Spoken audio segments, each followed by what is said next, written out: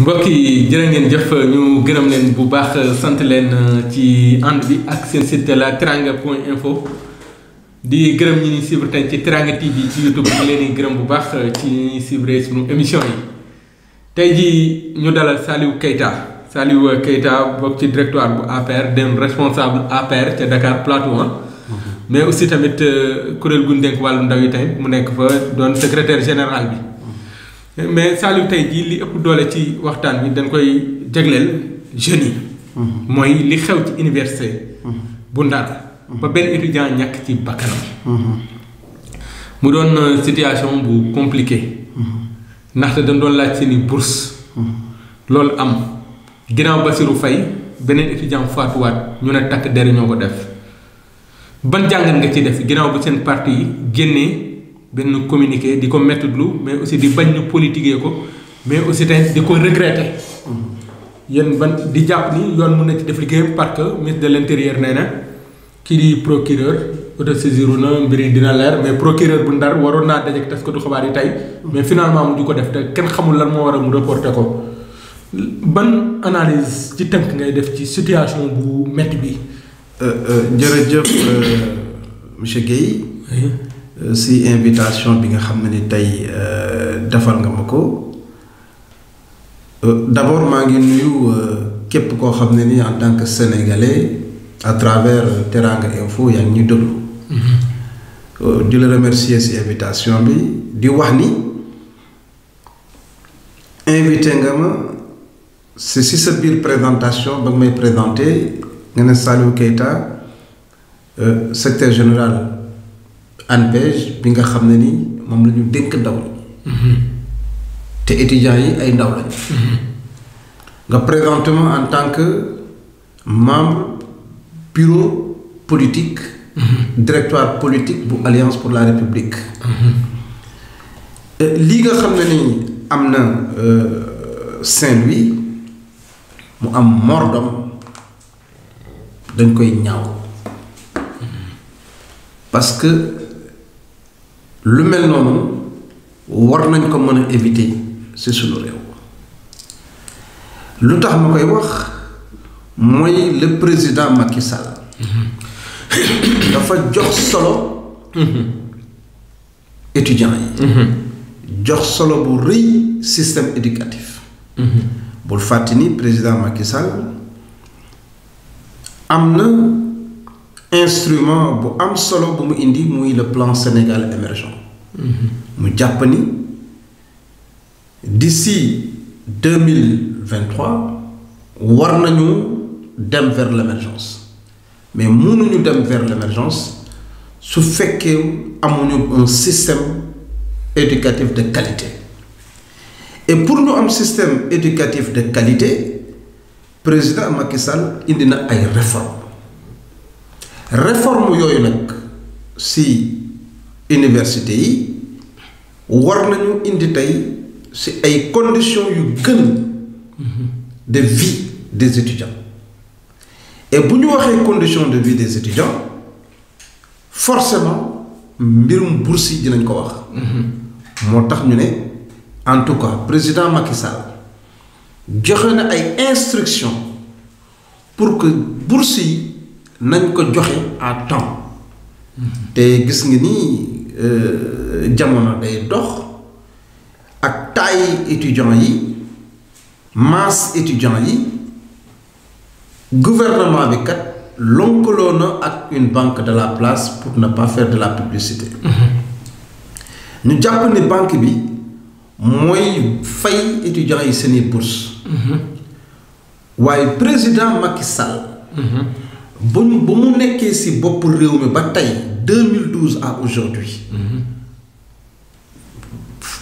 bourse yi ñu ngi leen di fay étudiants yi ñu ngi leen di fay seen bourse mais nag yenn say mu tardé waaye jàpp naa ne bu bourse tardé étudiant est-ce que war na def recours à la violence pour que ñu accélérer paiement bourse yi mais balaa ñuy egg ci violence bi étudiant bourse bi mu soxla 36 000 wala ñu xaaj ko lu mu ci mën a toll bariwul bu demee ba war a jënd ticket weer dee mu war ko jënd dem ba muy dem di def ngénte tubaab di egg ci niveau boobu est-ce que war nañ egg ci niveau répression boo xam ne tey ji dañoo gis ni un régime boo xam ne da leen di kañ ci violence.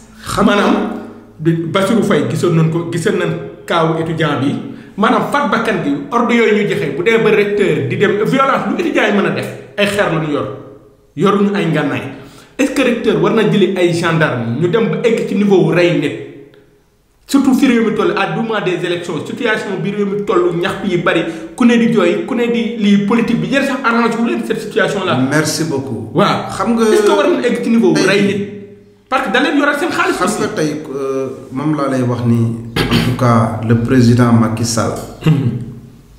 orientation yi nga xam ne ni joxe na ko situation bi li may wax mooy képp koo xam ne ne président dénk na la responsabilité na nga ko matal.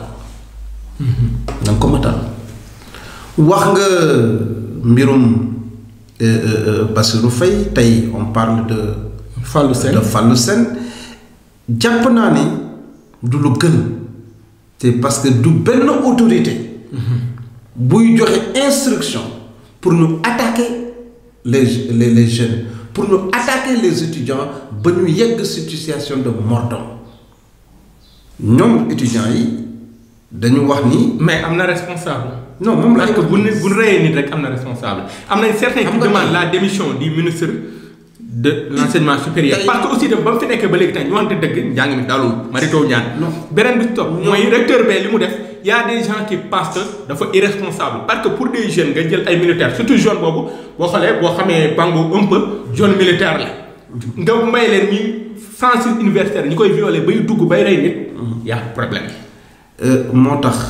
parce que mu doonoon sa doom tamit. wala wax nga ko mooy président Macky Sall joxe na ay instructions mais ñi nga xam ne ni tey dénk nañ leen les responsabilités ñoo war a matal mbir mi parce que moi je dis étudiants yi kat ils ne sont pas n'importe qui dañu jógee wax nga ko situation bi arrangé wul le président Macky Sall. te xam naa yéenam pour ànd ak étudiants yi jàppale étudiants yi. mais dañu jóge ci benn situation bu metti mooy le système le grève yi ñu doon def. ak les enseignants régler ko waaw. mais nekk nañu ak étudiants yi. nekk nañu ak enseignants yi. mbir mi demoon na ba jéggi dayoo. il a fallu que le président Macky Sall moom ci boppam. mu jël dossier bi en main pour décanter ko. mais dama ni président Macky Sall soxlawul lii. président Macky Sall mi ngi liggéey. mi ngi jël réew mi di ko teg fi mu ko war a teg waaye ñi nga xam ne tey ay collaborateurs chef de l'État lañ. wax dëgg yàlla nañu xool seen doxalin nu ñuy doxalee. parce que am na nu ñuy doxalee lu mel ni bu amee. dañuy jël lépp président moo koy gàddu. alors que yàlla xam na ni président kat. du nii la santaane mbir yi. léegi nag procureur de la République. jël na dossier bi en main li may wax mooy nañu def enquête ci mbir mi. ñu situer les responsabilités. et képp koo xam ne ni fautif nga nañ la sanctionner. loolu mooy dëgg. léegi opposition bi comme ni ko gars yi waxee Idrissa Seck def benn ATS benn point de presse pour waxtaan ci c'est parti di leen dànkaafu ne situation bi ëpp naa politique yow lan nga ciy wax. xam nga jamono yi enseignants yi man waxoon naa ni l'éducation c'est un outil de promotion sociale et non de destruction de la nation. surtout que yow daan nga jàngale. surtout man mi nga xam ne nii. tey expert là je suis économiste. expert en microfinance. mais ma carrière professionnelle dama ko démarrer comme enseignant et je suis fier de moi. kon li may wax mooy réew mi. on dit dañu wax émergence. te gis nga émergence boobu nag buñ fa yeggee. ñun ñëpp lay amal njariñ. kon lépp lu nit mën a def. ba bloquer yenn fondamentaux yi de l'émergence. yaa ngi yàq réew mi yàqal sa bopp.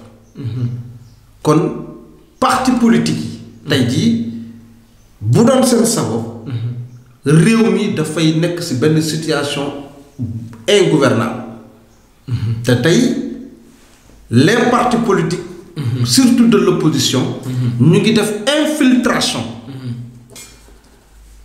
jege étudiants yi te ñëpp xam nañ ni boo duggee ci milieu universitaire bi parti politique yépp opposition ñoom ñëpp am nañ fa seeni propres étudiants donc même bu fekkee la situation elle est maîtrisable ñoom dinañu fexe ba étudiants yi bañ a lâcher jël situation bi yóbbu ko beneen niveau mais wax nga ma mbirum Idrissa Seck et ñëpp xam nañu Idrissa Seck tey jii bu doon sagom président Macky Sall du am jàmm ci réew mi mais yàlla dafa def ni sénégalais seen bopp ñoo porté le président Macky Sall bëggal ko seen bopp te wax dëgg yàlla liggéey yi muy def mi ngi koy teg ci yoon te gis nañu avancée notoire dans beaucoup de domaines bi nga xam ne tey président Macky Sall jël na suñu taux de croissance yóbbu ko à un niveau boo xam ne ni ñu ngi sentir une redistribution quand même des fruits de la croissance te loolu moo am solo